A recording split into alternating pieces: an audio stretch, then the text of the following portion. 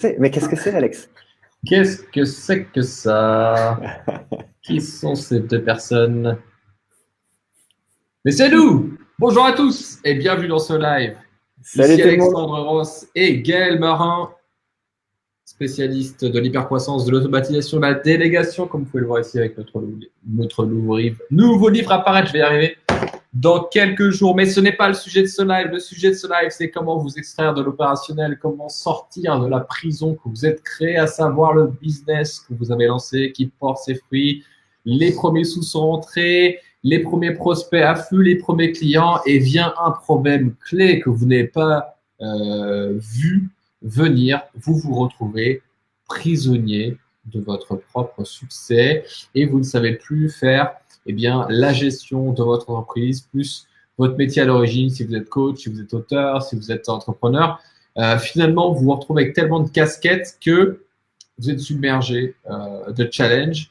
Et on va voir dans ce live comment faire justement pour scaler votre business, pour passer au niveau supérieur, pour passer de 50 000 euros de chiffre d'affaires à 100 000, à 300 000, à 500 000, à 1 million, à 2 millions, 3 millions. Comment faire pour garder une vie normale?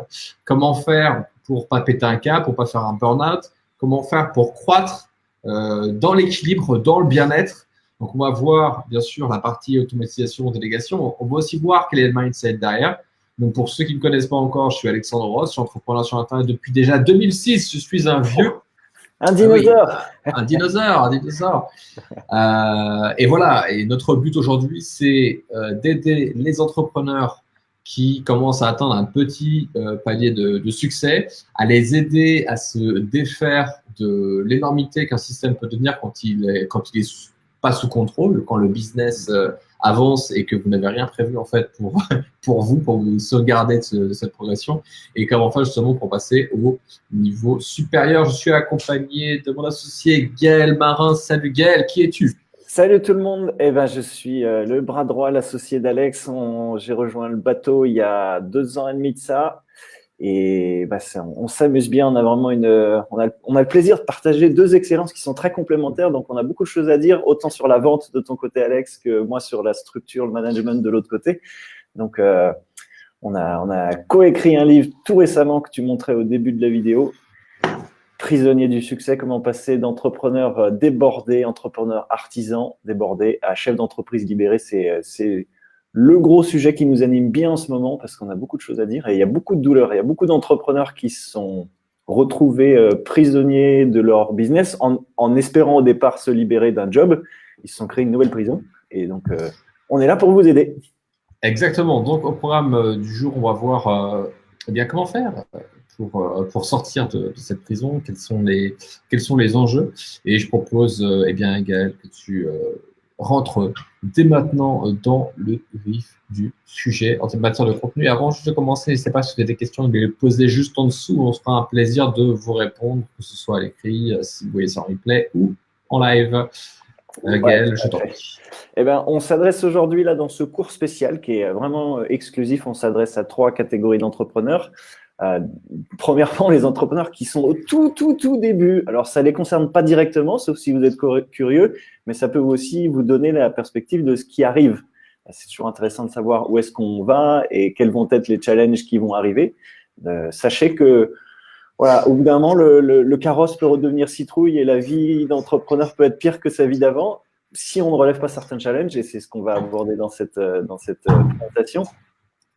Les 2 autres catégories d'entrepreneurs, c'est soit les entrepreneurs qui viennent de se lancer, qui sont autour de 5 chiffres, entre 10 000 et 100 000, grosso modo. Pour l'instant, tout va bien, comme on dit. Jusqu'ici, tout va bien. Voilà. Mais inconsciemment, vous avez probablement la certitude que bientôt, il va y avoir trop de boulot. Vous commencez à vendre, vous commencez à avoir des résultats, vous commencez à avoir du succès, tout ça. Dans pas longtemps, vous sentez qu'intuitivement, le sujet de la délégation, il va falloir s'en occuper un peu. Comme c'est un sujet qui est un peu confus, qui est un peu inconnu ou contre-intuitif, si jamais on n'a jamais été en posture de piloter des gens, c'est un sujet qui peut faire peur et qui peut contre-intuitivement nous pousser à rester dans un statut artisan le plus longtemps possible pour éviter la douleur de plonger dans ce bain où on doit recruter des gens, déléguer, engager des frais, etc., prendre des risques et tout ça. Donc, on s'adresse à vous si vous êtes autour de 5 chiffres, donc entre 10 000 et 100 000. Et on s'adresse encore plus à vous si jamais vous êtes au-delà des 6 chiffres, donc 100 000 jusqu'à 1 million, soyons fous, et que vous arrivez à tenir, pour l'instant, encore tout seul. Félicitations, vous êtes des warriors. Surtout si votre femme ou votre mari vous a pas quitté, c'est vraiment que vous êtes costaud. Par contre, ça va pas durer longtemps. Il va falloir vraiment réagir parce que à ce stade-là, sauf si vous avez vraiment un business model incroyable, à ce stade-là, avec un tel chiffre d'affaires annuel, ça commence à vraiment être lourd à porter. Et il va être vraiment temps de déléguer. Si jamais c'est pas le cas, pour l'instant, c'est probablement que vous savez pas comment faire, probablement que vous n'avez jamais vraiment pris le temps, ou que vous n'avez jamais vraiment appris, vous n'avez jamais été en posture d'apprendre à déléguer. Et si jamais vous l'avez fait, probablement aussi que vous avez remarqué ou que vous avez conclu que les gens sont pas sérieux, c'est que quand c'est sa boîte qu'on fait attention, que les gens, voilà, c'est pas des entrepreneurs, ils ont tous des mentalités de salariés, c'est pas possible, et nanana, c'est difficile.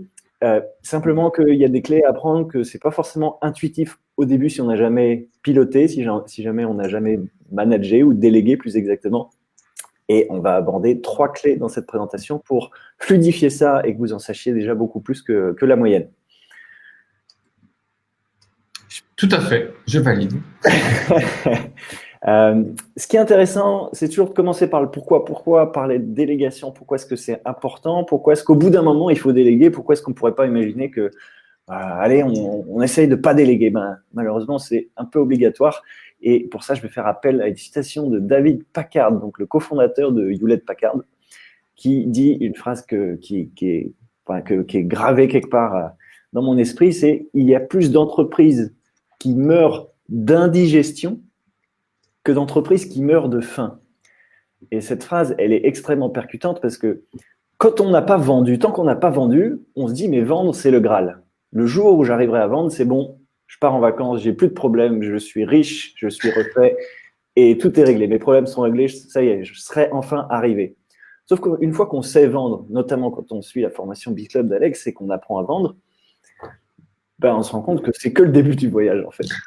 On est de l'autre côté, on a ouvert la porte, on a commencé le voyage, mais la vente, en fait, elle s'arrête jamais. Et une fois qu'on a vendu, après, il faut revendre et puis il faut améliorer, le marché change, etc. Donc, c'est jamais fini, en fait. La vente, c'est juste un point de départ. Et une fois qu'on a vendu, le plus dur, c'est de continuer à vendre et de continuer à vendre plus sans mourir d'étouffement parce que trop de business, trop de choses à gérer, bref, le système monte en régime et plus il monte en régime, plus c'est compliqué à gérer et plus on peut entrer dans ce qu'on appelle ça peut entrer en vibration. Si vous imaginez un pont qui est mal vissé, s'il y a 3 personnes qui marchent dessus tranquillement, ça va, mais s'il y a un peloton de régiment de l'armée qui marche dessus en cadence, le pont il va rentrer en vibration, puis tout va s'effondrer d'un seul coup, alors qu'il était beau le pont, tout était bien en apparence, tout était bien, mais dès que ça rentre à un certain niveau de vibration, pareil pour une voiture, la tenue de route, tant qu'on roule à 50, ça va, mais quand on roule à 200, 300, il faut vraiment que la structure soit solide, sinon la tenue de route, elle est complètement défaillante. Et donc, pour les web entrepreneurs que nous sommes, le démarrage, c'est une chose, et après, il y a la stabilisation et la professionnalisation. Donc, on est à peu près à ce stade-là aujourd'hui dans le marché. Le marché est en train de se professionnaliser, c'est vraiment un gros besoin. Et le danger, c'est, comme je disais au début, comme c'est compliqué, comme c'est contre-intuitif de se dire, ok, comment je délègue, qui est-ce que je recrute, comment je fais, comment je me libère du temps, par quoi je commence, toutes ces questions qui peuvent nous déstabiliser un petit peu, comme c'est compliqué, comme souvent quand c'est compliqué, on peut avoir tendance à mettre ça sous le tapis, puis à repousser, puis à repousser, puis à repousser, puis à travailler 1 heure de plus un jour, puis travailler un petit peu plus, puis travailler le soir, et puis en fait travailler tout le temps pour essayer que tout tienne sans l'aide de personne d'autre. Et le danger de ça, Alex, tu pourras le valider, c'est que a priori, on se dit, c'est pas grave, je stagne, juste je ne me développe pas, sauf que la stagnation, on sait ce que ça donne.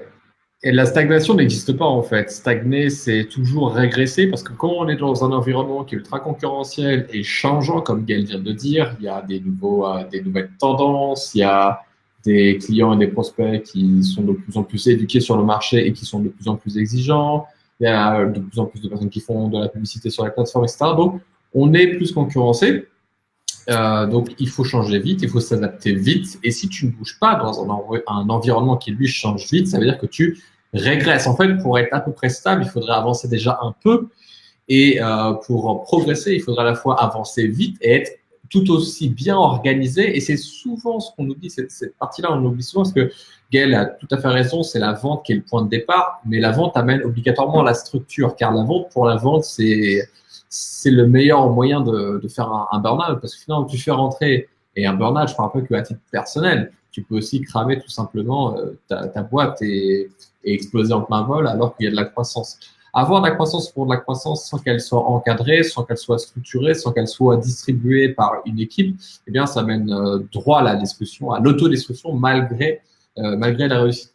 Donc, attention aussi au fantasme de pauvre, entre guillemets, ou d'apprenti entrepreneur qui pense que l'argent va tout résoudre. Effectivement, l'argent est le carburant nécessaire et essentiel au développement d'une entreprise. Cependant, si les flux de l'argent traverse tout ton corps et qu'il n'y a rien structuré, que tu n'as pas tout le reste, bah c'est mort. En fait, tu exploses avec le flux, avec l'arrivée.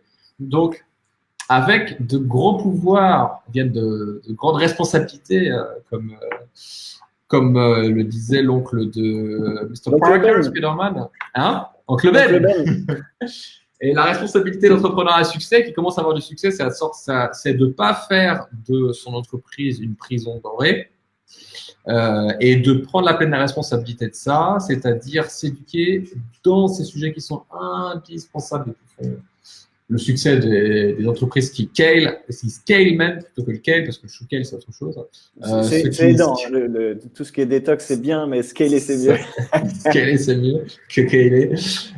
C'est la structure, l'humain, le recrutement, le management. Ce n'est pas des gros mots, c'est des piliers essentiels, fondamentaux d'une entreprise qui scale avec un smoothie scale. Au scale. Là où on le voit bien, c'est dans les startups, parce que les startups, c'est particulier, elles démarrent avec un business model qui n'est pas fixé. Elles cherchent leur business model, comme tu le dis souvent. Donc la startup, elle a une belle idée, une idée brillante, elle cherche des financeurs, des mécènes, etc. Mais au début, elle n'a pas de business model, et souvent, si la mayonnaise prend, elle a une croissance qui est vertigineuse d'un seul coup. Et dans la culture startup, ils savent tous que les premières années, les 5 premières années, 6 premières années, ils traversent ce qu'on appelle la vallée de la mort. C'est là où il y a le plus de décès d'entreprises. Les entreprises s'effondrent les unes après les autres, souvent soit parce qu'elles n'ont pas eu de financement, qu'elles n'ont pas trouvé un business model, soit aussi, il ne faut pas l'oublier, parce qu'elles ont grossi trop vite et ça a pris trop vite, les gens ne savent pas quoi faire, personne dirige, personne pilote, il n'y a personne pour gérer, les frais sont plus gérés, les budgets ne sont pas contrôlés, et tout s'effondre par manque de trésorerie ou parce que pour mauvaise gestion. Pas parce qu'il n'y a pas de potentiel, mais par mauvaise gestion. Donc la gestion, la structure, elle finit par être aussi importante que la vente et le business model. Donc gros point de vigilance, enfin gros point de perspective aussi pour les entrepreneurs qui se lancent. Une manière de le dire de manière très concrète, c'est pour l'instant vous faites 2-3 vidéos, vous répondez à 10 emails par jour, vous avez 3-4 factures à éditer. Maintenant, si on fait ça x5, x10, x20, est-ce que vous tenez, est-ce que vous êtes organisé ou est-ce que vous explosez en plein vol? C'est l'enjeu et c'est tout l'enjeu et l'intérêt du scaling et pas du scaling. Le scaling, c'est pouvoir croître rapidement, garder l'agilité de quand on fait tout seul ou quand on est seul maître à bord, et en même temps avoir cette robustesse d'une grosse entreprise, ou comme on le dit dans notre livre Prisonnier du succès, c'est passer d'une petite entreprise à une multinationale sans exploser en plein vol. C'est vraiment scaler, monter en puissance en français, entre guillemets. Ouais, d'ailleurs, excuse-moi de te couper sur ça, c'est vraiment le principal enjeu, il est là. Parce qu'il y a beaucoup de personnes qui pensent que finalement, le principal enjeu, ça va être de chercher de la croissance, mais d'un point de vue marketing, et on en reparlera, on fera un prochain live par rapport à ça, mais d'un point de vue marketing, une fois que tu as identifié une stratégie qui te permet d'avoir des revenus récurrents et qui, avec l'acquisition, te permet d'augmenter cette récurrence et d'augmenter le volume des ventes, il suffit juste, entre guillemets, bien sûr, il y a du travail, mais il suffit juste d'augmenter les investissements, d'augmenter les opérations marketing pour que la croissance ait lieu. Seulement, si tu oublies derrière la structure, c'est là où le bas blesse.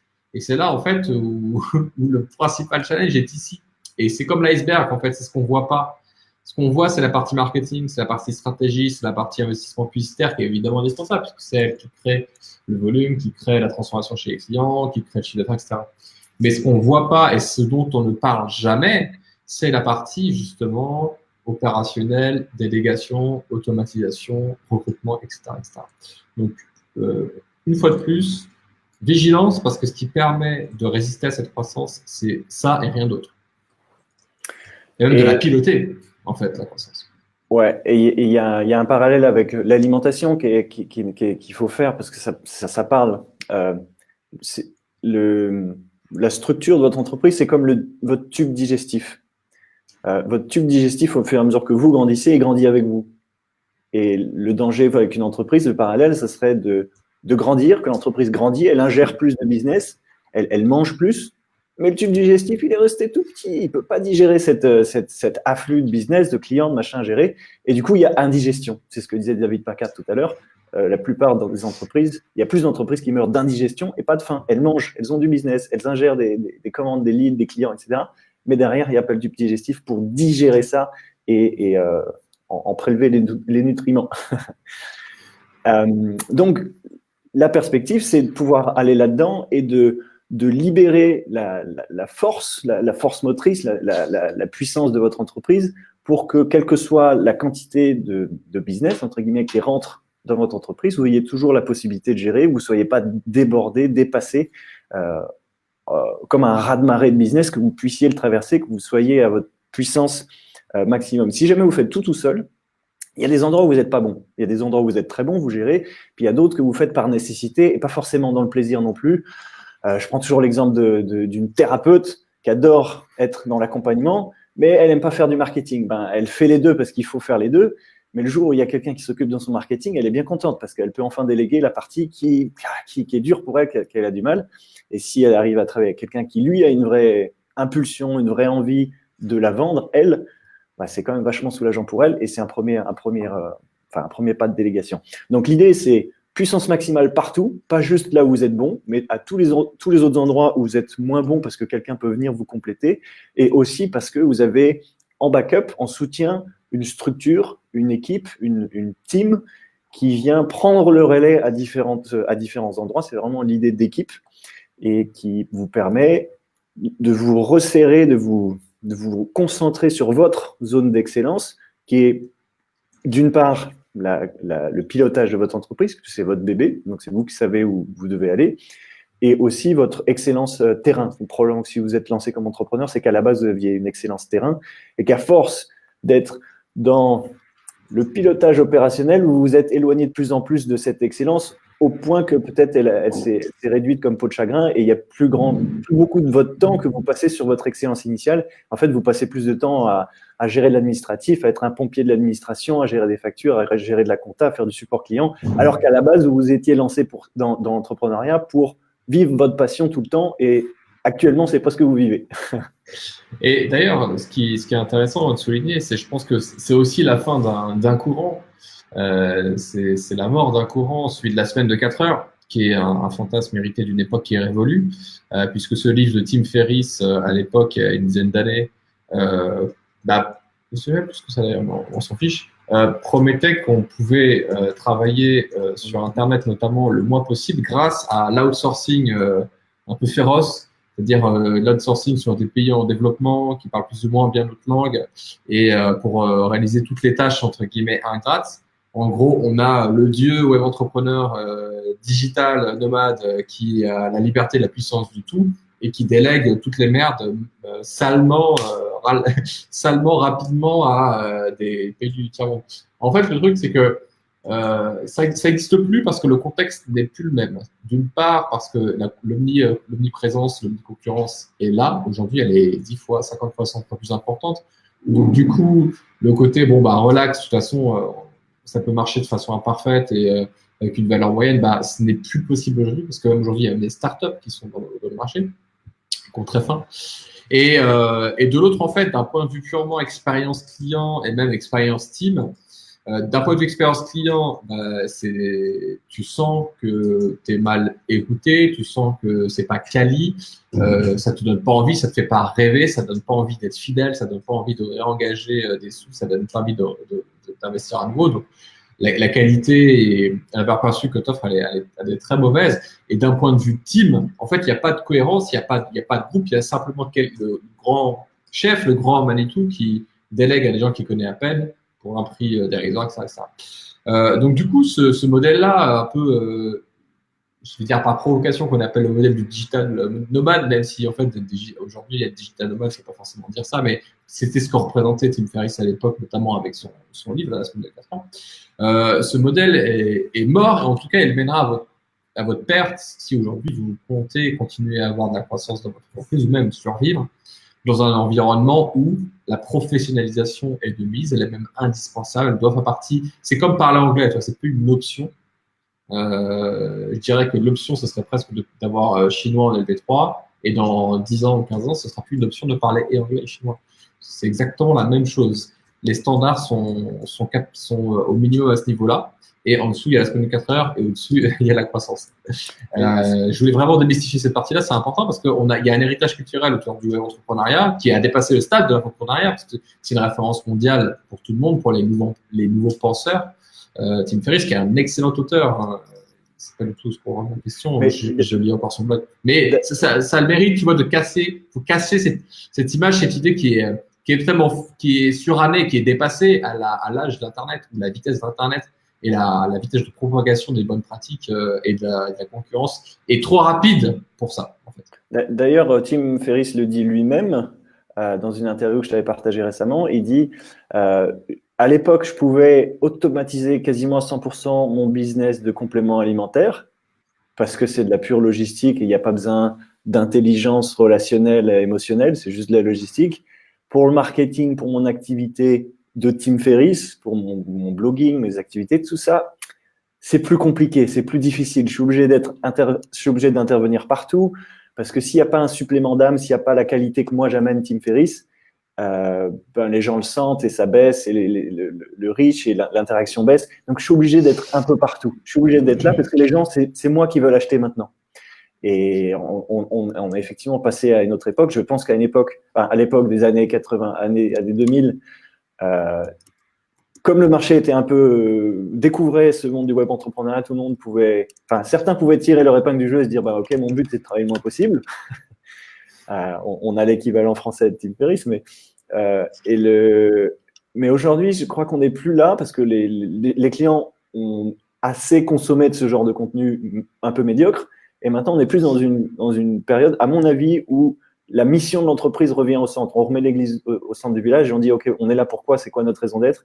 Et au service de cette raison d'être, il y a besoin d'une équipe, il y a besoin d'une vraie qualité, il y a besoin, comme on l'appelle en interne, il y a besoin d'un supplément d'âme et il y a besoin d'une étincelle de génie dans tout ce qu'on fait. Sinon, la qualité va baisser. Ce qui est intéressant, et tu l'amènes en fait, Alex, c'est que il y a une question opérationnelle, il y a une question de liberté de temps, il y a une question de puissance d'action à travailler en équipe, pouvoir se soulager de tout un poids, pouvoir être partout sans se démultiplier, en se démultipliant via les gens qu'on recrute. Mais il y a un autre aspect que je trouve important et qui est pas forcément mis en avant parce que c'est pas un aspect financier, c'est que en recrutant et en recrutant d'une certaine manière, et je pense que dans le marché, on est un peu ceux qui défendent le plus cette approche-là, c'est que en recrutant d'une certaine manière, on peut créer des équipes, on peut vraiment créer une tribu, une famille autour d'une cause, d'une mission, et l'ambiance au travail. Combien de gens souffrent au travail en ce moment en tant que salarié? À l'inverse, quand on structure, quand on fait une bonne équipe, on peut avoir une communauté autour de nous qui nous soutient. Et je ne parle pas de la communauté de clients, je parle de la petite communauté de gens qui travaillent avec nous au quotidien, avec qui on interagit tout le temps. Et ça fait une vraie différence de plus être seul. L'entrepreneuriat, c'est un jeu solitaire au début. Et la délégation apporte des éléments de réponse à cette solitude parce que quand on est en équipe, tout d'un coup, on a des gens avec qui on partage cette aventure, on a des gens avec qui on traverse des galères, on traverse des succès. Et tout ça fait du sens au même titre qu'avoir une famille fait du sens comparé à être solitaire. Et c'est vraiment un point de bascule vers la maturité que je trouve important à souligner parce que souvent négligé. Ouais, d'ailleurs, je voudrais aller plus loin avant de te permettre de continuer. C'est que notre point de vue par rapport à ça, je pense qu'il est même plus précis. Il va plus loin. C'est-à-dire que pendant 10 ans, quand je dis on, hein, je parle du marché, on a voulu vendre aux gens de quitter la rat race. Donc du coup, en fait, il y aurait deux camps. Il y aurait un camp des entrepreneurs libérés qui ont tout compris et le camp des salariés soumis. Et en fait, je pense que si on remet l'humain au cœur de tout, pour paraphraser l'église au cœur du village, si on met l'humain au cœur de tout, en fait, l'idéal ne serait pas de quitter la rat race, c'est de la rendre inutile, ce serait de la dissoudre, ce serait de détruire ses fondamentaux en réinventant la relation au travail, ce qui fait que on pourrait très bien être un salarié heureux et libéré, on pourrait être un salarié même entreprenant, comme c'est exactement le cas aujourd'hui dans notre propre société, dans ce qu'on fait avec Gaël.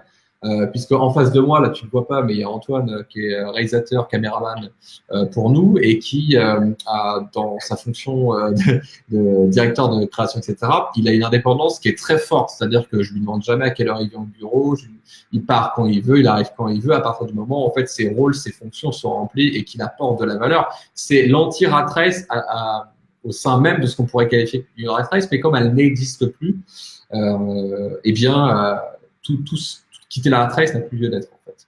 Et pour ça, il faut révolutionner les entrepreneurs qui peuvent être prisonniers de leur propre succès. Il faut révolutionner le rapport entre les salariés et les entrepreneurs et une team et voir que le plus important, c'est l'humain au service d'autres humains. Et c'est ce qui marche mieux en fait, avec une zone d'indépendance, avec des rôles, des redevabilités. Bon, je vais spoiler un peu d'autres niveaux de haute performance dans notre live peut-être, mais voilà, notre credo, c'est la liberté pour tout le monde en fait. C'est la liberté pour les salariés, mais c'est aussi la liberté pour les entrepreneurs. C'est la liberté pour tous. Et c'est pas parce que tu es entrepreneur que tu es du bon côté, que tu as tout compris. En fait, d'ailleurs, si tu es prisonnier de ton propre succès, c'est que tu n'as pas mis en place suffisamment de choses pour t'en libérer. Et de l'autre côté, les salariés qui auraient tort et qui seraient à la merci de la rat race. En tout cas, c'est ce qu'on vise. Et de toute façon, le monde va en ce sens et on ne pourra pas contrecarrer ça. Donc, autant le faire maintenant et l'activer dès maintenant dans votre entreprise à vous. C'est-à-dire que nous, on voulait pas, je finirai là-dessus. Pour moi, ça n'avait aucun sens de dire je vais aider les gens, je vais les conseiller à créer leur boîte pour être indépendants, libres et heureux. Et de l'autre côté, je vais avoir des salariés dans la boîte à qui je vais parler comme de la merde et à qui je vais avoir un rapport pyramidal, hiérarchique, Illuminati, de mauvaise ambiance pour répliquer la rat race. Ça n'a aucun sens. Donc, du coup, on la dissout à tous les niveaux pour être des fournisseurs de liberté, aussi bien chez les entrepreneurs que chez les salariés. Amen. C'est bon. Amen. C'est important ce que tu dis là parce que mine de rien, je pense qu'il y a pas mal de gens qui, justement, qui sont dans cette aventure-là avec des principes de liberté, comme tu l'as été, comme tu l'es toujours, et pour qui ces principes de liberté même, qui étaient leur moteur à l'époque, peuvent devenir des freins. Parce qu'ils se disent, mais non, moi, c'est la liberté qui a du sens. Donc, je ne vais pas recruter quelqu'un, je ne vais pas lui imposer ce dont moi, je me suis moi-même affranchi. Ça a été ton cas pendant longtemps. Et ça a freiné justement la délégation, la structuration. On a traversé ce truc-là, mais ça peut rester un frein pour certains d'entre vous. Donc, si jamais c'est le cas, écoutez bien parce que voilà, c'est un frein. C'était un moteur au début pour vous libérer vous. Maintenant, ça devient un frein si jamais ça vous empêche de recruter des gens parce que la suite du chemin, c'est effectivement de professionnaliser et de recruter. Gaël, je fais juste une petite parenthèse pour ceux qui ont peut-être pas vu passer des vlogs, passer une annonce. Pendant quelques jours, on réouvre les portes donc, de notre mastermind Le Cercle, dans lequel nous travaillons pendant 1 an sur ces questions-là. Donc, il y a des coachings intensifs en haute performance, structuration, délégation, hypercroissance. Il y a 4 rencontres à travers le monde. Donc, pour ceux que ça intéresse, qui ont déjà un business, hein, c'est vraiment pour les entrepreneurs qui sont déjà lancés et qui veulent scaler leur business, s'entourer d'entrepreneurs pionniers, d'être toujours à la pointe du marché. Et si vous êtes en phase avec nos valeurs, vous pouvez aller voir sur alexandreross.com/cercle pour proposer votre candidature. Lisez bien toute la page de présentation pour savoir si ça s'adresse à vous. Voilà, je voulais vous dire que pendant les jours qui arrivent, nous allons faire plusieurs lives, nous allons publier des vlogs, des vidéos pour les entrepreneurs qui veulent scaler leur business, aller plus loin, profiter de la vie de leur famille, passer au niveau pro et continuer une croissance je dirais, équilibré, aussi bien pour eux que pour leurs clients, que pour le reste de leur vie personnelle. Et c'est reçu. Alors, outillage, comment est-ce qu'on fait techniquement? Là, on a bien nourri le pourquoi, la vision, à quoi ça sert et on est tous sur la même fréquence. Maintenant, concrètement, dans les faits, dans l'action, dans le quotidien, comment on fait pour déléguer? Un premier point, la base de la base, et ça va plutôt vous rassurer, c'est que la délégation, c'est la dernière étape. Il y a 2 étapes qui viennent avant de déléguer. La première étape, c'est de simplifier au maximum et de supprimer tout ce que vous pouvez supprimer.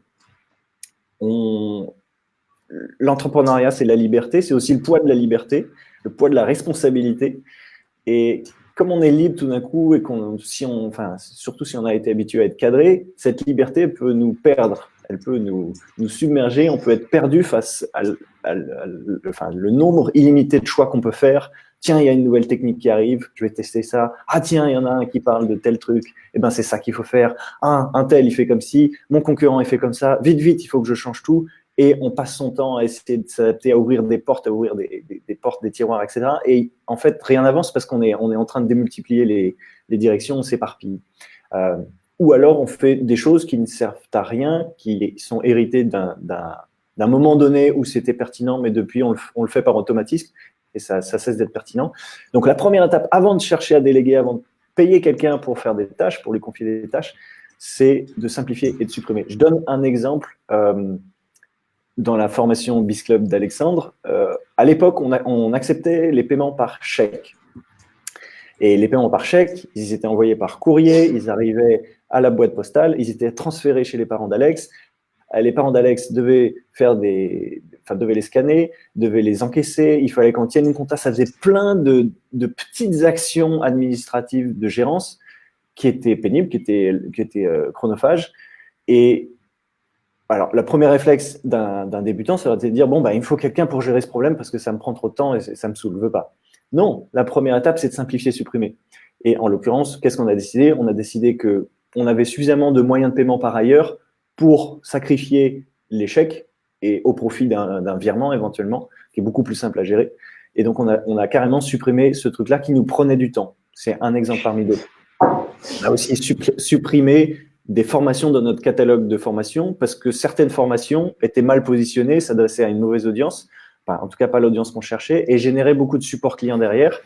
Donc, plutôt que de charger un poste support client en temps, en énergie et du coup en coût, on a simplement supprimé la formation et ça a remis du focus sur les bons leviers pour notre croissance. Donc, premier levier, toujours vous souvenir, toujours vous poser la question avant de réfléchir à déléguer, est-ce que ce qui me prend du temps, est-ce que ce qui est laborieux en ce moment, je ne pourrais pas le simplifier ou carrément le supprimer? Ensuite, une fois qu'on a supprimé ce qu'on pouvait supprimer, c'est comme couper le bois mort dans un arbre, une fois qu'on a fait ça, qu'est-ce qu'on peut automatiser? Où est-ce qu'on peut gagner du temps par les robots, par des programmes, par des plateformes, par des choses automatiques avant de commencer à penser à quelqu'un? Il y a de plus en plus de programmes, il y a de plus en plus de choses qui permettent d'automatiser. Quand tu as commencé, Alex, il n'y avait rien. Il fallait tout coder dans le dur. Aujourd'hui, il y a plein de choses qui connectent plein de programmes entre eux. Pour ne citer qu'un d'entre eux, Zapier. Zapier est une plateforme qui fait des connexions entre différents programmes. Donc, quand il se passe une action sur un site, Zapier la détecte et crée une action en conséquence sur un autre site. Donc, il peut y avoir des choses comme ça qui peuvent être automatisées. Si jamais vous n'êtes pas informaticien, bah, ça vaut le coup peut-être de missionner quelqu'un qui pourra le programmer pour vous. Mais il y a plein de choses que vous pouvez automatiser. Par exemple, dans notre cas, récemment, on n'avait pas de tableau de suivi de vente. Et Alex fait beaucoup de volume de vente. Il y a beaucoup de clients régulièrement sur des produits de moyenne gamme, haut de gamme, très haut de gamme. Et donc, ça fait beaucoup de lignes d'achat dans notre historique de vente. Et c'était juste un enfer si on devait tout faire ça à la main, parce qu'il y a plein de plateformes, il y a les virements, il y a les chèques, il y a les cartes bleues, les PayPal, etc., etc. Donc, plutôt que de mettre quelqu'un à temps plein là-dessus, ce qui serait vraiment lui infliger des conditions pas forcément inspirantes, on a automatisé via ce que je disais tout à l'heure, Zapier, par exemple, qui permet maintenant qu'on ait un tableau d'historique d'achat automatique. Ça se fait tout seul. On voit les lignes apparaître, ça se fait tout seul. Donc, ça, c'est un exemple d'automatisation. Ouais, et juste, Règle, ces conseils, n'hésitez pas à nous poser des questions et à réagir par rapport à ça, simplifier, supprimer, automatiser, puis après on va avoir le dernier donner les critères. Juste ces quelques actions, on s'en rend pas compte parce que là, c'est dit comme ça au détour d'un live, mais c'est, comme disent les Américains, c'est game changer. C'est-à-dire que ça va vraiment, vraiment, vraiment changer les choses dans votre entreprise et pour le meilleur. Et lorsque les choses changent pour le meilleur, généralement, ça apaise l'entrepreneur, ça lui donne de l'espace pour être plus créatif, ça lui donne de l'espace pour penser plus positif et naviguer moins dans le flou. Ça donne une meilleure vision. Ça permet d'avoir aussi plus d'espace pour améliorer sa stratégie, pour avoir le focus sur sa zone de génie. Et ce truc-là, c'est des petits trucs qu'on les a. C'est pas compliqué à mettre en place, mais qu'on les a mis en place, la liberté et le soulagement que ça nous a apporté, enfin, a été tellement massif qu'on s'est dit, mais comment est-ce qu'on a fait pour passer à côté de ça pendant tant de mois et tant d'années? Enfin, c'est un truc de malade. Et je redonne un exemple, parce que je voulais rebondir, mais quand je voulais essayer de développer, sur le supprimer, il y a un truc tout con qu'on a fait aussi, et là c'est le point de vue marketing qu'on a fait il y a quelques mois, c'est qu'avant les clients pouvaient payer jusqu'en x12, et c'était l'une des formules de paiement la plus convoitée, la plus sélectionnée par nos clients. Le problème, c'était par rapport au budget publicitaire investi par jour et par rapport au fait que les gens payent en x12, en fait, on avait un delta de trésorerie qui devait se compléter que plusieurs semaines ou plusieurs mois après, parce qu'il fallait cumuler les x12 pour qu'on ait le résultat journalier qui soit équilibré. Donc, à la fin du mois, on n'était pas forcément à l'équilibre. Et juste avec une décision qui est toute bête, qui était d'une part d'augmenter le prix en augmentant la qualité, bien sûr, et d'autre part de supprimer cette mensualité x12 et de faire un maximum de paiements en x6, en fait, on a fait d'une pierre deux coups, puisque comme l'augmentation du prix a aussi permis de rentrer plus de trésor, d'avoir une meilleure marge, on a aussi reçu plus de cash d'un coup parce que on a supprimé le x12 et ça n'a pas eu d'impact sur le taux de conversion. Et c'est ça que je dis, c'est-à-dire on fait rentrer de l'argent deux fois plus, la trésorerie deux fois plus, en augmentant même le prix, et le taux de conversion n'a pas changé. En supprimant, on a gagné plus. En supprimant, on gagne plus. Là où les pensées ou les fausses croyances mèneraient à penser que pour gagner plus, il faut cumuler. Non. Cette année, et l'année dernière, en 2019 et en 2020, on a autant créé des choses que supprimé des choses. J'ai mon frère qui est très fan d'Apple et c'est marrant, à chaque fois il me dit la même chose, il dit chez Apple au moins c'est clair, t'as pas 30 000 versions d'ordinateurs comme tu as chez Windows, t'as pas 36 000 versions, tu passes pas 10 ans à choisir, tu as 3 modèles, tu choisis le modèle qui te plaît et basta. Et ça simplifie le choix et du coup pour lui c'est sexy ça. Et ouais. Steve Jobs est un grand défenseur de simplifier.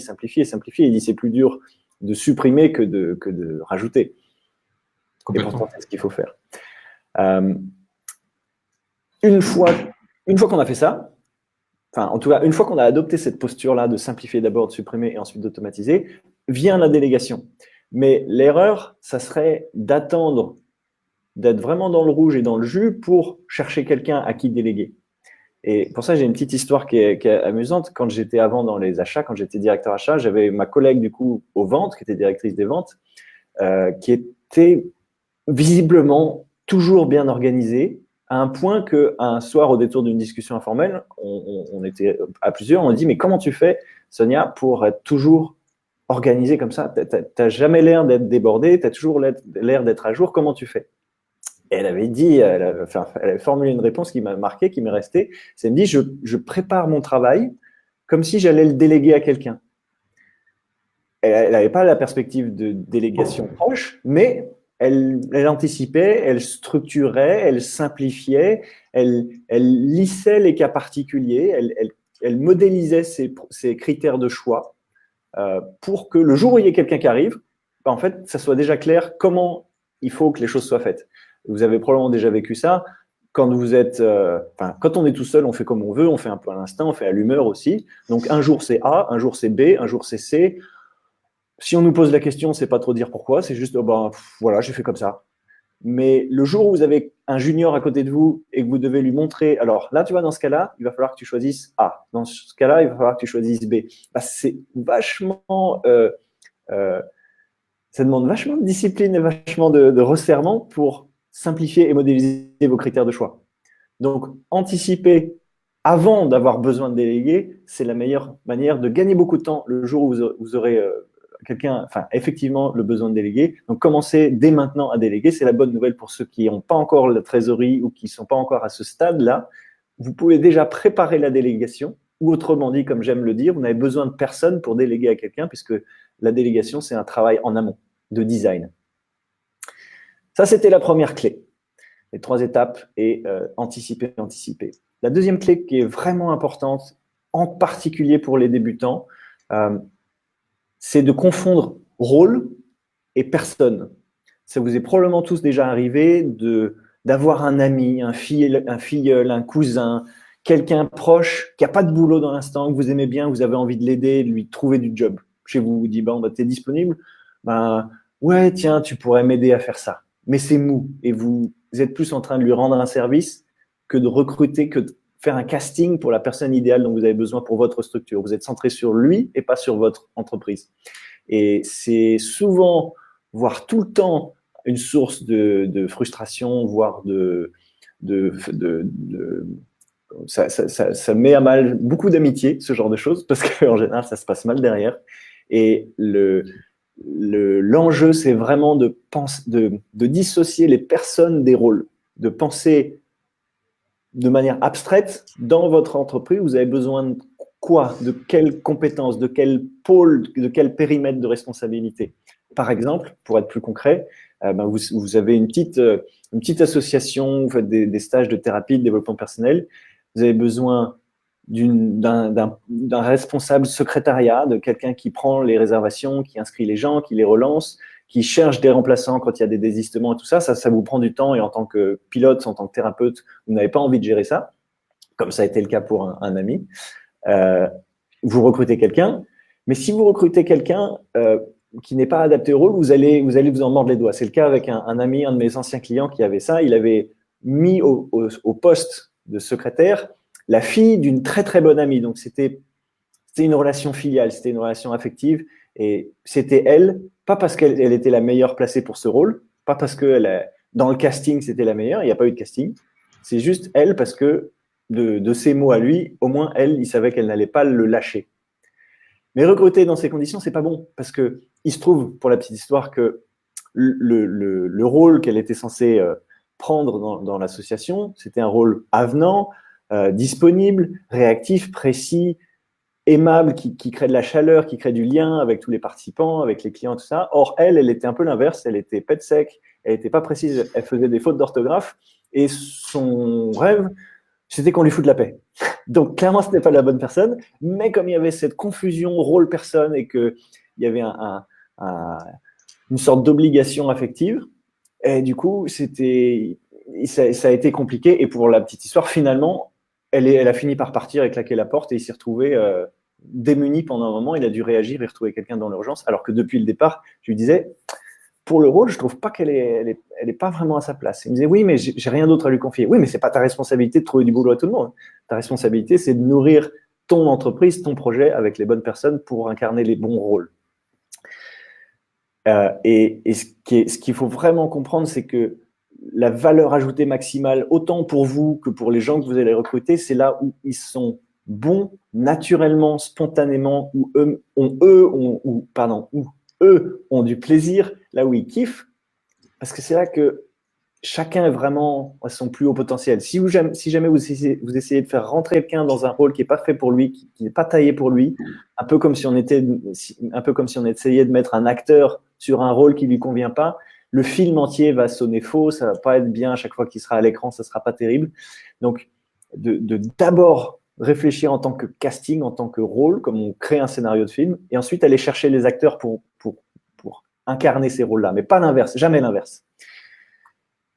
Alex, si jamais tu veux ajouter quelque chose, sinon j'embraye. Ouais, je voulais parler aussi d'une très courte anecdote où lorsqu'on s'est installé à Maurice, on a recruté une personne pour faire le support client. Et en fait, on n'a pas du tout réfléchi. En fait, on avait le rôle en tête, mais on n'avait pas réfléchi à quel type de personne qui pouvait embrasser au mieux ce rôle. Et on a un petit peu recruté rapidement. Et on s'est rendu compte après de nombreux mois où en fait ça rentrait pas, que le profil correspondait pas au rôle qu'on recherchait et qu'au bout de presque un an, la personne qui était à cette place du support client d'ailleurs ne comprenait toujours pas ce qu'on faisait nous en fait. Elle nous posait des questions qui nous mettaient clairement sur la piste qu'elle comprenait pas ce qu'on faisait. Elle parlait sèchement aux clients, elle faisait des fautes, etc. Et donc ça a dégradé la qualité de notre support. Et aujourd'hui, on a recruté une personne qui est dans l'exact opposé en matière d'état d'esprit et qui est dans le care, c'est-à-dire vraiment prendre soin d'eux. Et ça change tout. Donc c'est important également il suffit pas de poster une annonce et de dire voilà, je cherche quelqu'un pour faire le support client. C'est très important et essentiel d'avoir effectivement les rôles, les missions, etc. Mais tout le monde ne fera pas l'affaire et il faut être sûr que ce soit un bon fit et que les personnes correspondent à votre état d'esprit, que vous prenez le temps aussi bien de la recruter, de lui parler, de voir quelles sont ses aspirations et de lui faire comprendre est-ce qu'elle aime bien son rôle, est-ce qu'elle est OK avec le rôle qu'on lui attribue. Parce que je pense que la personne qu'on avait recrutée, qu'on avait mal recrutée, à l'époque, n'aimait tout simplement pas le rôle qu'on lui avait proposé. C'était un job alimentaire, donc il n'y avait pas plus il y avait rien de plus. Et à l'inverse, quand on a recruté Antoine pour la vidéo, on a appris de nos erreurs et on a d'abord mis en avant, enfin, on a surtout mis en avant dans la réflexion, dans le design de qui on voulait, de quel rôle on voulait, quel périmètre on voulait confier, quelles étaient les missions de cette personne qu'on voulait recruter. On a mis beaucoup d'énergie, beaucoup d'attention à mettre de la clarté sur quelles étaient les qualités, la personnalité, le type de personne qu'on voulait recruter.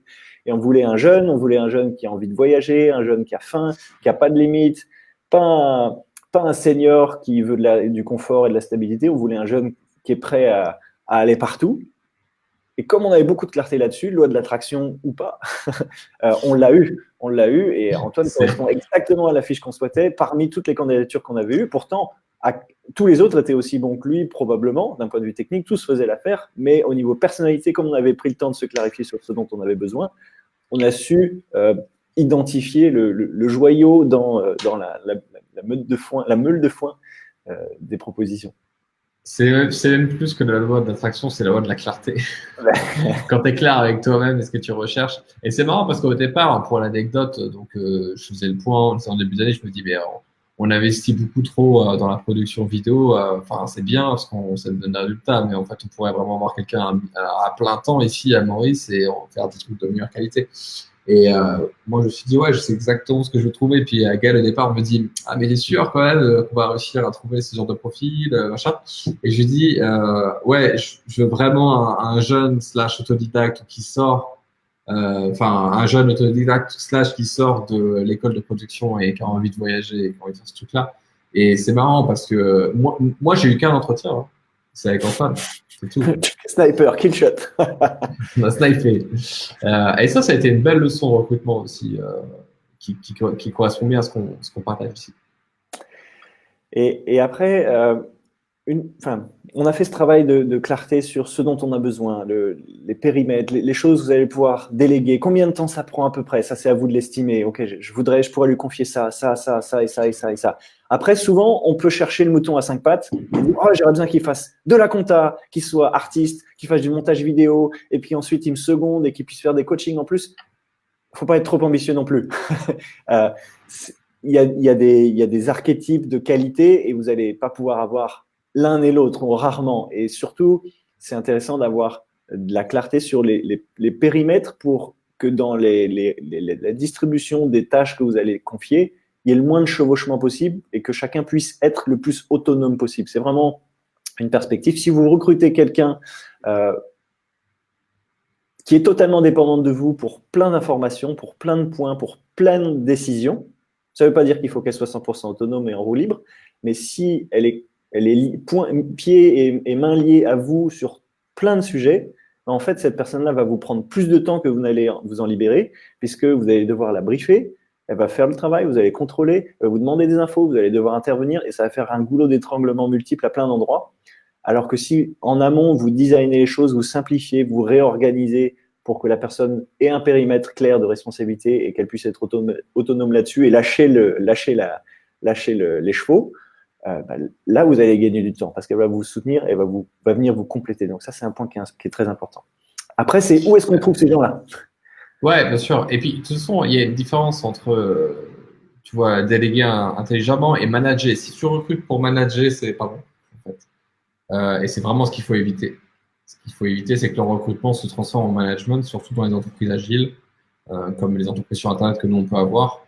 Donc, il faut vraiment avoir cet état d'esprit que, bien sûr, après, il y a le onboarding et ça demande un certain temps aux personnes de comprendre la culture de l'entreprise, de les former, de leur expliquer le process, etc., etc.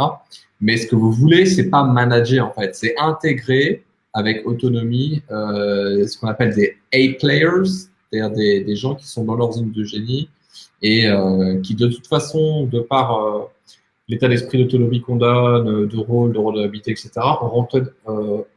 auront tendance à se self-manager et à vous proposer des alternatives et des solutions plutôt que vous demander constamment l'autorisation d'eux, ou s'ils font les bonnes choses. Ils viennent souvent avec plusieurs alternatives, plusieurs propositions, et c'est à vous, ensemble, de prendre la meilleure décision. C'est vraiment ce qui fait la différence entre l'état d'esprit de manager et de self-management chez les A-players, c'est qu'ils sont proactifs lorsque dans le milieu professionnel classique, il y a des gens qui sont réactifs et parfois passifs, mais là, ça me prend la Ouais, et c'est aussi pour reboucler avec ce que tu disais au début, toute la différence de délégation entre l'époque des années 2000 où on payait aux lance-pierres des Malgaches ou des Marocains et on leur faisait on les micromanageait sur les tâches et en fait ils n'ont pas leur mot à dire, c'est juste des exécutants et donc on les paye pas cher. Avec ce que nous on essaie de transmettre aujourd'hui et d'insuffler chez les entrepreneurs, c'est de recruter une team, de recruter des gens qui sont partie intégrante de votre projet, qui rentrent dans votre famille, qui apportent leur touche, leur éclat, leur flamme à eux. Et si jamais vous adoptez la posture du premier modèle sur le deuxième, vous allez étouffer cette flamme. C'est tout ce qui va se passer. Donc, c'est deux postures différentes. Et c'est pour ça que la clarté et le design en amont, avant de recruter, est clé parce que plus vous allez avoir de clarté, plus ça va être propre et sain, la manière dont vous allez designer votre rôle, plus la personne va pouvoir faire un travail.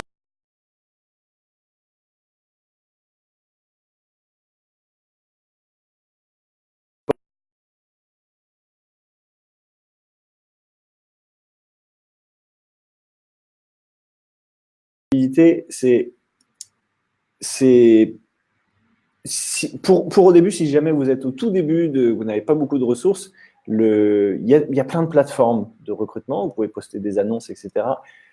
Vigilance néanmoins, c'est que sur ces plateformes-là, vous allez probablement attirer plutôt des gens ou des forces vives qui correspondent au premier modèle de délégation, c'est-à-dire des gens qui exécutent. Vous allez recruter des exécutants.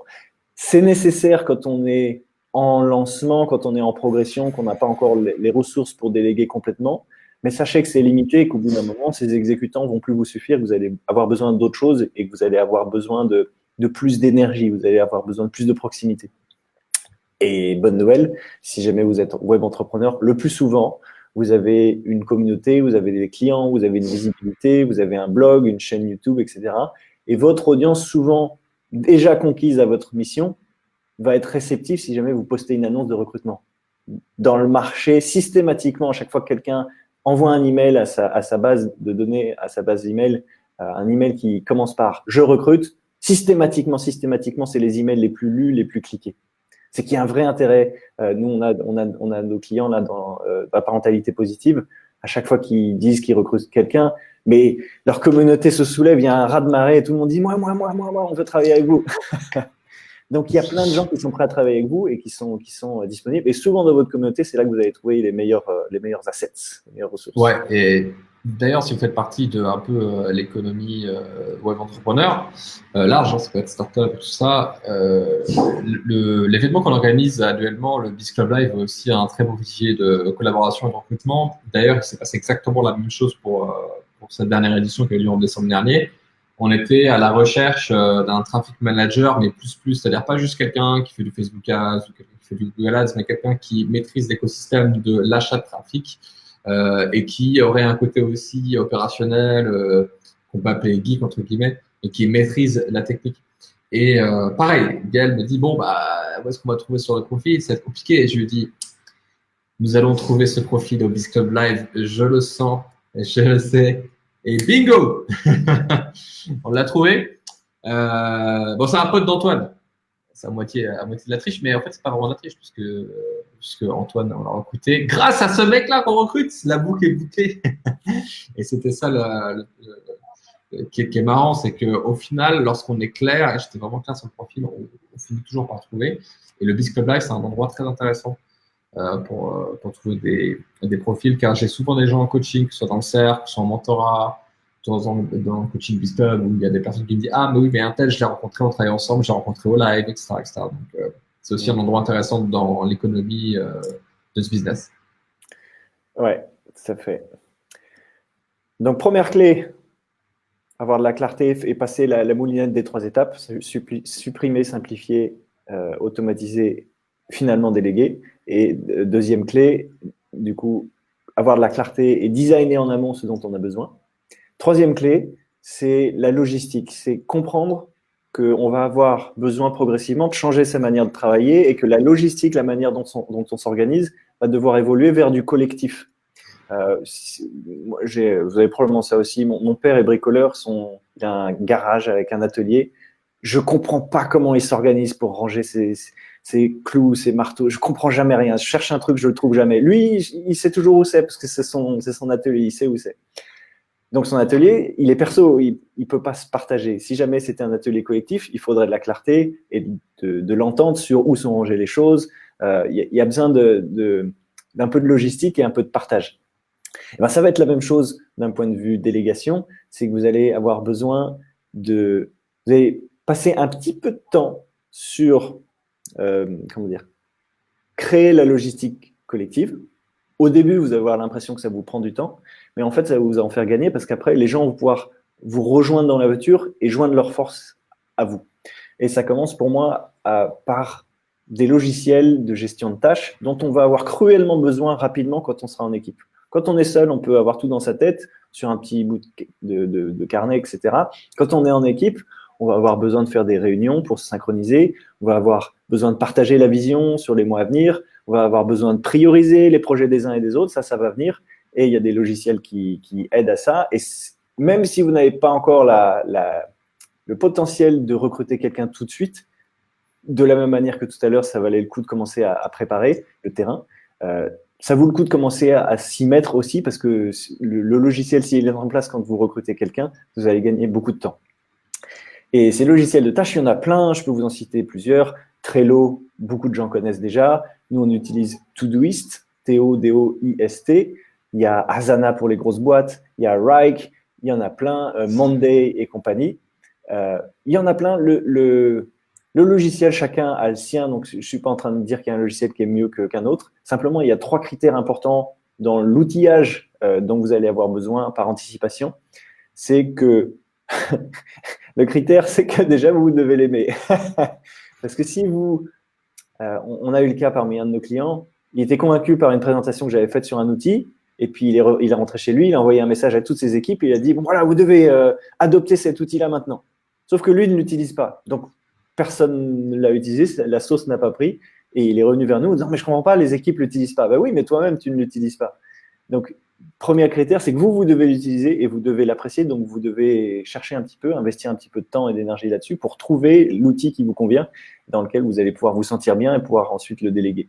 Le deuxième critère, c'est qu'il faut qu'il y ait une boîte aux lettres d'équipe, dans le sens, un endroit où on peut envoyer des tâches et les affecter aux uns et aux autres. Parce que quand on est seul, bah on est seul concerné. Quand on est en équipe, on peut avoir une idée qui pop à un moment donné, on est en train de travailler sur quelque chose et on veut pouvoir l'affecter rapidement, la mettre dans une bannette virtuelle. Donc on dit, bah voilà, cette tâche-là, je viens d'y penser, c'est pour toi, fais-la dans une semaine, etc. On peut avoir des idées comme ça qui arrivent. Et donc, il faut qu'il y ait un espace d'attribution, d'orientation, une boîte aux lettres d'équipe pour pouvoir attribuer ces tâches-là. Et un dernier critère, troisième critère qui est très important, c'est les checklists dynamiques pour les tâches récurrentes. Alors, les checklists dynamiques, qu'est-ce que c'est? C'est un mot savant, mais ça veut juste dire que c'est à la fois une procédure. Donc, pour des tâches répétitives comme nous, on a par exemple la production d'une vidéo jusqu'à la mise en ligne sur Facebook, YouTube et tous les réseaux sociaux, c'est un long processus. Il doit y avoir au moins 50 étapes.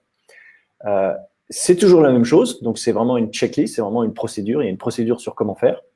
faut mettre le bon jingle, il faut mettre sur le site, il faut configurer la vignette, il faut configurer le lien, il faut configurer les sous-titres, etc. Il y a plein d'étapes, c'est toujours la même chose. Donc, on a systématisé ça, on a capturé ça sous forme d'une procédure. Et on a fait mieux, c'est que cette procédure, puisqu'on a un outil qui est adapté, un outil de gestion de tâches, on en a créé une checklist dynamique. La checklist dynamique, ça veut dire que vous avez des modèles, des templates que vous pouvez importer à la demande. Et par exemple, vous avez une nouvelle vidéo, vous importez le modèle et ça devient votre to-do list. Vous n'avez plus qu'à suivre la to-do list pour la cocher et vous avez la fusion entre procédure et to-do list, ce qui vous permet de garantir la qualité parce que vous avez juste à donner cette checklist dynamique à un membre de votre équipe pour qu'il la suive. Et si c'est vous, ça vous libère l'esprit parce qu'en fait, vous avez juste à suivre passivement ce qui est écrit, que vous avez fait un jour où vous étiez penché là-dessus. Et ça vous fait gagner un temps fou. Ce qu'il faut aussi bien comprendre et ce que je trouve vraiment intéressant, qu'on dit peut-être pas assez souvent, alors Romain, quelque chose, privilégier salarié ou freelance dans votre recrutement. Salarié, qu'est-ce que je dis? Freelance. Freelance parce que ça nous permet beaucoup plus de flexibilité sur la montée en puissance. On cherche un maximum de flexibilité au début, c'est-à-dire qu'on peut travailler 15 heures, 40 heures, 50 heures, 150 heures par mois.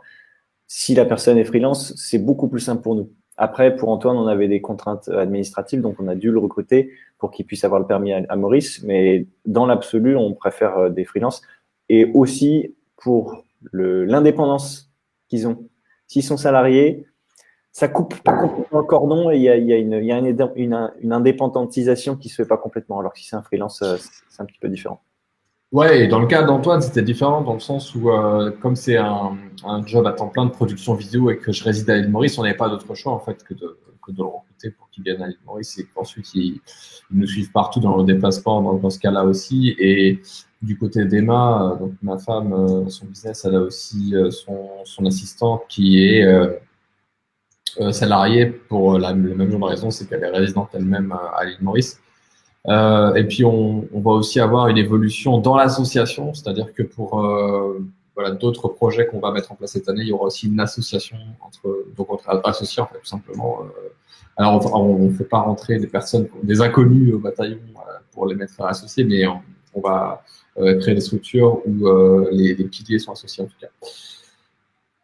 De toute façon, d'une manière générale, et après je te laisse reprendre la parole, c'est vrai qu'on a tendance à tester d'abord du freelance et à s'engager dans du salariat dans des cas particuliers, / association, c'est les freelances qui ont la plus grosse part, en tout cas, dans les activités.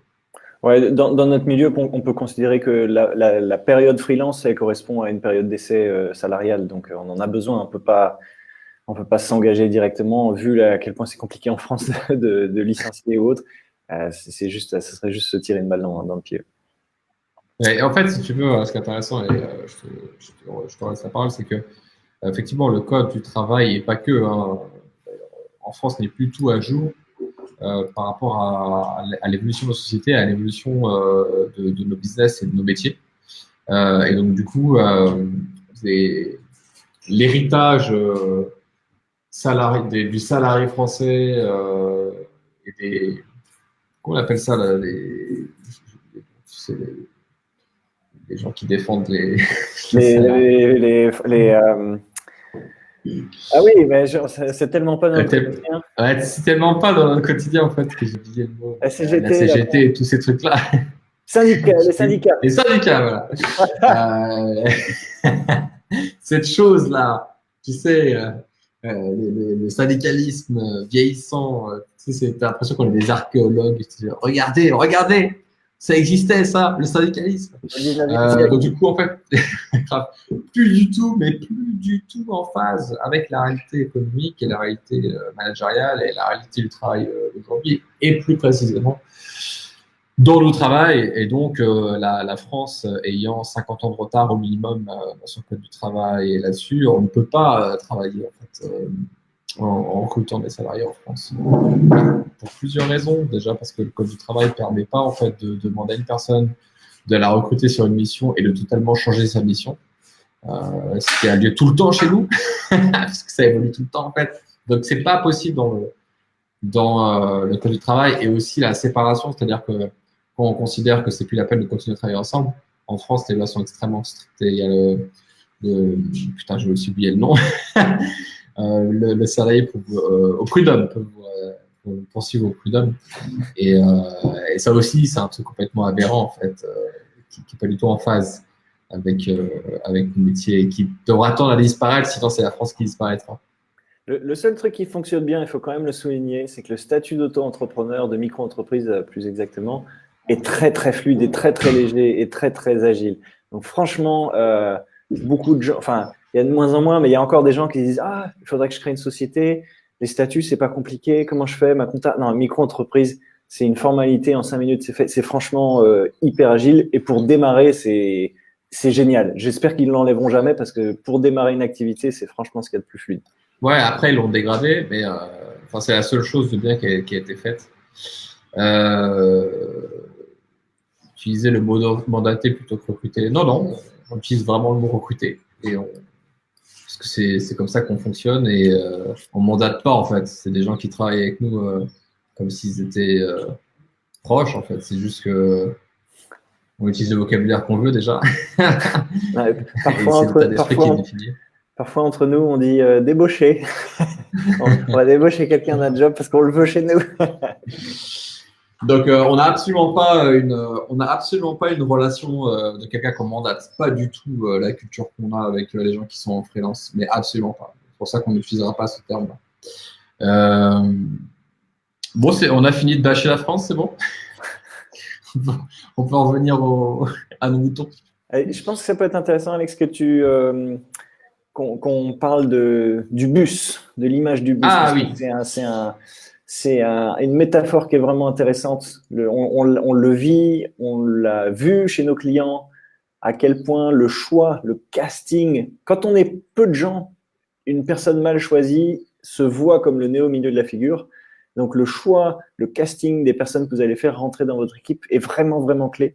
Et pour ça, il y a une image qu'Alexandre apprécie beaucoup. Mais d'ailleurs, ça me permet de rebondir sur Caroline qui dit utiliser mandater plutôt que recruter. Et donc, je réitère pourquoi on dit recruter et pas mandater. Même si c'est des freelances, tout ça, on s'en fout en fait. C'est une question juridique, mais en termes d'état d'esprit, on recrute. Pourquoi? Parce qu'en fait, justement, on considère que notre équipe et surtout notre société est un bus. Notre société est un bus qui va dans une direction. La direction étant la stratégie et le résultat qu'on veut atteindre. Et dans le bus, il y a l'équipe, c'est-à-dire toutes les personnes qui constituent cette dream team qui emmène vers la réussite de cette stratégie. Et donc, ce qu'on propose de faire, et ça c'est une illustration qui provient du livre Good to Great de Jim Collins, qui dit un truc très juste, c'est qu'en fait, pour mener votre équipe au succès, il faut faire sortir du bus les personnes qui n'ont pas le bon état d'esprit, qui sont pas dans les bons rôles, etc. Les faire sortir du bus pour faire rentrer dans le bus une équipe de champions, une équipe de A-players, et surtout de recruter une personne qui a un état d'esprit, qui a une personnalité, plutôt qu'une personne qui a des compétences, qui a un CV. Antoine, on l'a recruté et il a fait 0 école de production visuelle, 0 école de photographie et il était en études de kiné. Donc, son CV, on n'en a rien à faire, ça m'a jamais intéressé. D'ailleurs, à chaque fois que je reçois un CV, je ne dis jamais la candidature, car je ne souhaite pas des gens qui sont normés dans leur tête. C'est pour ça qu'on ne mandate pas, qui enfonce le coup, mais qu'on recrute des gens. Parce que notre état d'esprit, c'est de travailler en équipe, peu importe si tu es salarié à l'île Maurice ou freelance en France ou en Estonie d'ailleurs, parce qu'on a même des gens qui sont freelance en Estonie. L'idée, c'est de recruter quelqu'un qui nous suit par rapport à notre philosophie et notre état d'esprit, et pas par rapport à une mission, une fiche de poste, un salaire, un contrat. On cherche pas du tout des gens qui cherchent un poste, un contrat, une rémunération. On cherche des gens qui veulent partir avec nous dans une aventure. Et ça peut sembler bullshit pour la plupart des gens en disant mais pour nous c'est exactement ça. On cherche des gens qui sont prêts à partir dans une aventure, que tu sois issu d'études du kiné, on s'en fout. Ce qu'on veut, c'est que tu as envie d'aller là-dedans, peu importe si ta mission évolue au cours du temps en fait. Ce que fait aujourd'hui Antad ne fera certainement pas dans 1 an, ni dans 2 ans, ni dans 5 ans, et ça va encore évoluer. Pourquoi? Parce que tout évolue. Et c'est pour ça qu'on ne peut pas recruter des personnes à un poste, mais qu'on recrute des personnes qui ont le même état d'esprit que nous, Et peu importe si la mission change, évolue, eux restent dirigés par la stratégie, le fait de travailler avec nous dans une équipe. Donc, on fait sortir du bus les gens qui ont des CV, qui veulent des fiches de poste et une rémunération avec des bonus à la fin de l'année. On les fait sortir, eux, ça ne nous intéresse pas. On fait rentrer des gens qui sont là pour la cause, peu importe comment, peu importe pourquoi. Le qui est le plus important dans le bus. Voilà.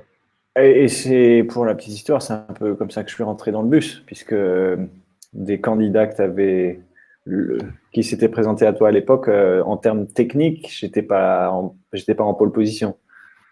Ouais. Mais j'ai quand même maintenu ma candidature parce que je savais que d'un point de vue mindset, j'étais en pole position. Ouais, tout à fait. L'exemple de recrutement Gal est tout à fait cet exemple-là, cette illustration-là. Parce qu'à l'époque, il y a 2 ans et demi, 3 ans, je cherchais quelqu'un qui était un marketeur opérationnel, qui maîtrisait ClickFunnels, qui maîtrisait les tunnels de vente, etc., etc. Bon, toi, tu avais quand même une petite expérience là-dessus, mais un gros 50%, tu n'étais pas tout à fait opérationnel, mais j'étais séduit totalement par ce que tu avais écrit en termes de motivation, est-ce que tu voulais, la vision. Et je me suis dit, ouais, c'est vraiment bingo, quoi, parce que c'est tout à fait qu'on recherche. Et puis après, on s'est formé aussi bien toi que moi pour se compléter et pour nourrir cette relation. Et ça, c'est vraiment puissant. Ok, à ce stade, peut-être que vous avez beaucoup d'informations et que vous dites, ok, par quoi je commence si vous êtes on va dire, prêt à déléguer ou pas loin de déléguer. Trois critères à prendre en compte qui vont vous éclairer un petit peu. Il y a la distinction intérieur-extérieur. Extérieur, ça veut dire qui est en lien avec votre audience, avec le public, avec vos clients. Et intérieur, c'est quelque chose qui ne se voit pas, qui est dans les coulisses. C'est plus sécurisant au début de recruter quelqu'un en intérieur parce que son travail ne va pas être directement vu par les clients. Donc, s'il se trompe, c'est moins risqué. C'est plus sûr, c'est plus safe pour vous de commencer à vous exercer sur un travail qui est en coulisses. Par exemple, préparer des tunnels de vente, préparer des espaces membres, vous déléguer des tâches administratives, la compta, le support client dans la mesure où vous suivez bien et que vous accompagnez la montée en compétences. Donc, intérieur-extérieur, c'est un premier truc. Récurrent, ponctuel. C'est plus simple de déléguer des choses récurrentes que des projets ponctuels parce que les projets ponctuels, il faut beaucoup d'esprit critique, il faut beaucoup d'indépendance de décision, alors que quelque chose de récurrent peut être mis sous forme de procédure, ce dont je parlais juste avant, c'est-à-dire les checklists dynamiques notamment. Cette distinction-là peut aussi, on a tendance à toujours conseiller de déléguer sur les choses récurrentes, ou en tout cas d'avoir ça comme gros pilier de délégation et d'avoir à la marge des petits projets ponctuels, parce que le récurrent est facile à déléguer et facile à contrôler. Le contrôle qualité sur du récurrent est simple parce que vous avez déjà tout standardisé en amont. Et ensuite, il y a créatif ou dans l'exécution. Créatif, c'est quelque chose qui plus artistique, où il n'y a pas vraiment de modélisation possible. C'est difficile de déléguer quelque chose où il y a besoin de créatif, sauf si vous trouvez quelqu'un qui est plus créatif que vous, qui est plus compétent que vous sur ce que vous déléguez. Typiquement, un montage vidéo, si vous n'êtes pas monteur, un monteur va faire mieux que vous.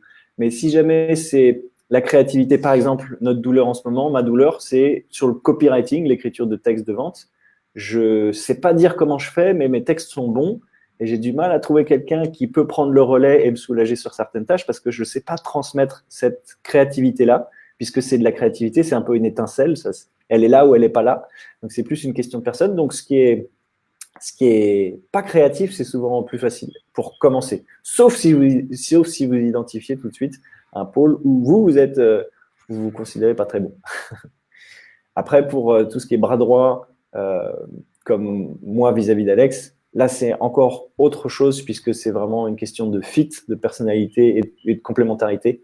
Donc, c'est un autre niveau. Mais ces 3 leviers, intérieur, extérieur, récurrent, ponctuel, créatif, exécution, peuvent vous orienter dans la bonne direction pour commencer à déléguer.